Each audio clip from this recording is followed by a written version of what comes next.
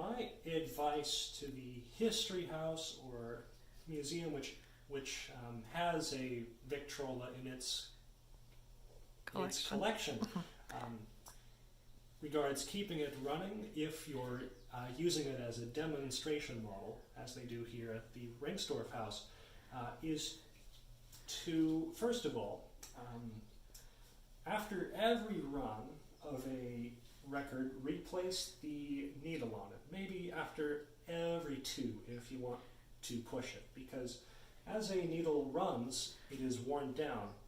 And if it's allowed to run again or multiple times on different records or at different angles, it can have a certain lathe effect on the surface, which will wear down the record and reduce its reproduction quality over time.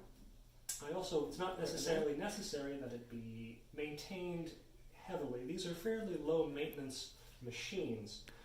If one comes into your possession in a relatively good condition, then chances are it will stay that way for a good long time. Sometimes it can be good to lubricate these, which can be a rather labor-intensive process if it's not running very well. But all in all, if you're only going to run it once or twice on a tour during the day, I would say typically a Victrola won't need too much maintenance during its service life. What else? If your machine has a lid like this, I recommend shutting it if it's not being used, just to keep dust out.